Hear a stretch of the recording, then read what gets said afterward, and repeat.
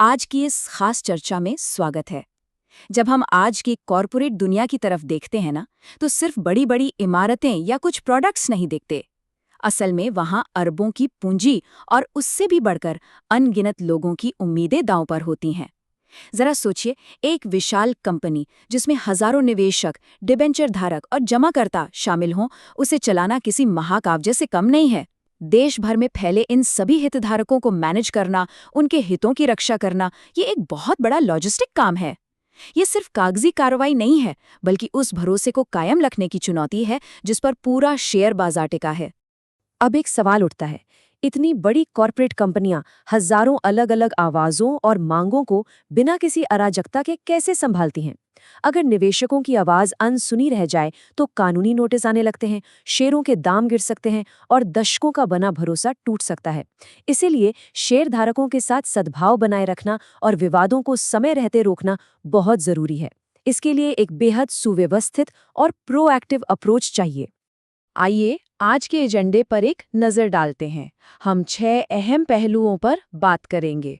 पहला, corporate trust bridge. दूसरा, लागू होने की शर्तें और संरचना। तीसरा, भूमिकाएं, बैठकें और कोरम। चौथा, शिकायतों का समाधान। पांचवा, जुर्माना और स्कोर्स। और अंत में इसके प्रमुख मैट्रिक्स। तो चलिए पहले हिस्से से शुरू करते हैं, द कॉर्पोरेट ट्रस्ट ब्रिज, जो एक कंप्लायंस चेकबॉक्स से कहीं आगे की चीज है। ये स्टेक होल्डर्स रिलेशनशिप कमिटी यानी एसआरसी आखिर है क्या? आसान शब्दों में कहें तो ये एक बोर्ड स्तर की समिति है जिसका मुख्य काम सुरक्षा धारकों की शिकायतों को सुनना और सुलझाना है।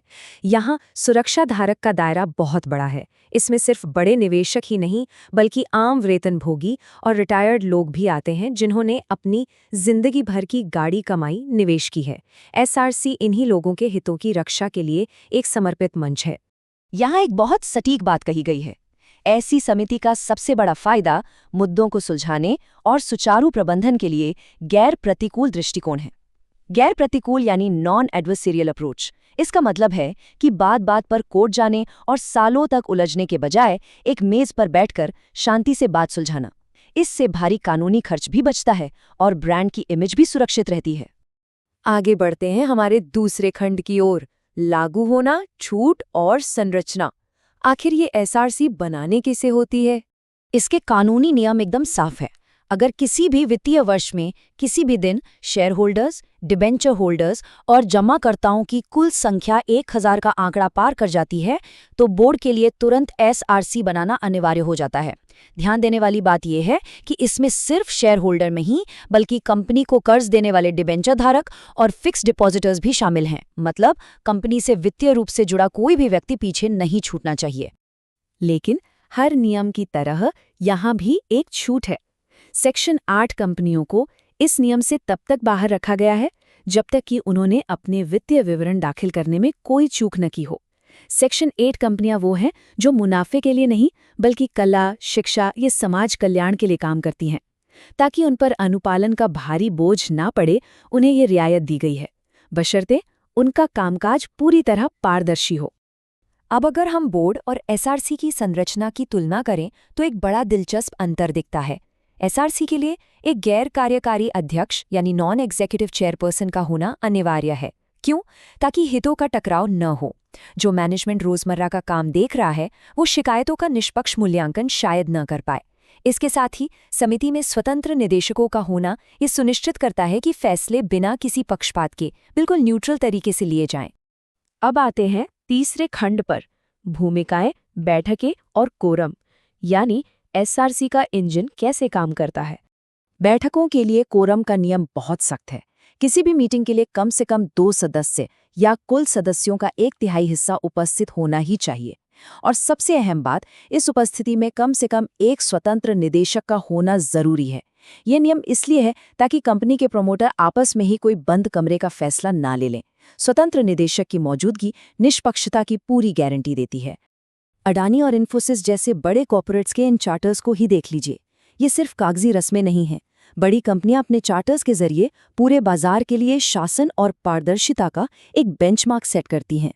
वो साफ तौर पर बताती हैं कि निवेशकों के मुद्दों को कैसे हैंडल किया जाएगा, जिससे बाजार का भरोसा और मजबूत होता है। इस समिति के काम क्या हैं? ये बहुत सीधे तौर पर आम निवेशकों से जुड़े हैं, जैसे अगर किसी को अपना डिविडेंड नहीं मिला, एनुअल रिपोर्ट नहीं पहुंची या शेयर ट्रांसफर में दिक्कत आ रही हो। एसआरसी का काम इन्हीं उलझनों को सुलझाना है। वो सुनिश्चित करते हैं कि निवेशकों के वोटिंग अधिकार सही से लागू हों और आरटीए यानी रजिस्ट्रार के काम पर निगरानी रखी जाए। यही वो काम है जो भरोसे की नींव रखते हैं। कानून तो बस न्यूनतम शर्तें बताता है, लेकिन अच्छी कंपनियां उससे कई कदम आगे रहती हैं। एयू स्मॉल फाइनेंस बैंक का ही उदाहरण ले, जो साल में कम से कम 4 बार मीटिंग्स करते हैं। ये एक बहुत ही प्रोएक्टिव अप्रोच है। बार बार मिलने से छोटी मोटी तकनीकी कमियां उसी वक्त पकड़ में आ जाती हैं, इससे पहले कि वो कोई बड़ा विवाद या पब्लिक रिलेशन का संकट बन जाए। चलिए अब चौथे खंड की ओर रुख करते हैं, शिकायतों का समाधान। ये पूरी प्रक्रिया काम कैसे करती है? ये एक बहुत ही व्यवस्थित प्रक्रिया है। सबसे पहले निवेशक सीधे कंपनी या आरटीए से संपर्क करता है। अगर वहां समाधान नहीं होता तो मामला एसआरसी के पास जाता है। और यहाँ सबसे जरूरी बात है, कमेटी को 30 दिनों के अंदर एक्शन टेकन रिपोर्ट दाखिल करनी होती है। ये 30 दिन की डेडलाइन ये पक्का करती है कि किसी भी शिकायत को फाइलों में दबाया न जाए और समय पर समाधान होकर विवादों को रोका जा सके। पर क्या हो अगर कंपनी अंदरूनी तौर पर कुछ करे ही ना? यहीं पर सेबी स्कोर्स की एंट्री होती है। ये एक तरह का सेंट्रलाइज्ड वेब पोर्टल है। जब हितधारक को लगता है कि कंपनी उसकी बात नहीं सुन रही, तो वो सीधे इस पोर्टल पर जा सकता है। ये सेबी का सिस्टम है और इसकी वजह से कंपनियों पर भारी दबाव रहता है कि वो मामलों को खुद ही और जल्द से जल्द सुलझा लें। पॉल मर्चेंट्स के इस चार्टर को देखिए। ये साफ दिखाता है कि कंपनियां अपने ढांचे को सेबी के नियमों के साथ कैसे जोड़ती हैं। ये सिर्फ कंप्लायंस नहीं, एक तरह का सेल्फ डिफेंस है। कोई भी कंपनी नहीं चाहती कि एक छोटी सी शिकायत सेबी की जांच का रूप ले ले, इसलिए वो अपना आंतरिक सिस्टम इतना मजबूत बनाते हैं कि हर शिकायत को वहीं निपटा लिया जाए। खंड 5, जुर्माना और डिफॉल्ट। नियमों की अनदेखी करने की क्या कीमत चुकानी पड़ सकती है? इन नियमों को हल्के में लेना बहुत भारी पड़ सकता है। अगर कोई कंपनी चूक करती है तो उस पर सीधे 5 लाख रुपए का जुर्माना लगता है।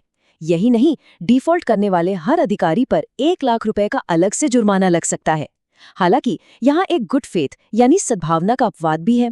अगर कंपनी ने पूरी कोशिश की लेकिन गलती निवेशक के गलत बैंक डिटेल्स की वजह से हुई तो कंपनी को सजा नहीं मिलेगी।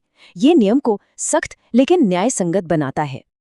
अब आते हैं अपने आखिरी खंड पर, प्रमुख मैट्रिक्स। इन सबसे क्या बड़ी तस्वीर उभर कर आती है? ये आंकड़े बहुत कुछ कहते हैं। मीटिंग्स की संख्या सिर्फ एक नंबर नहीं बल्कि कंपनी की नीयत है। 30 कंपनियों ने सिर्फ एक मीटिंग की, यानी बस कानून की लाज रख ली, लेकिन 36 कंपनियों ने 4 या उससे ज्यादा मीटिंग्स की। यहीं पर असली फर्क दिखता है। ज्यादा मीटिंग्स का मतलब है कि कंपनी सिर्फ औपचारिकता पूरी नहीं कर रही बल्कि अपने हितधारकों की आवाज सुनने के लिए पूरी तरह प्रतिबद्ध है। और ये देखिए, लगभग 90% पूर्ण उपस्थिति।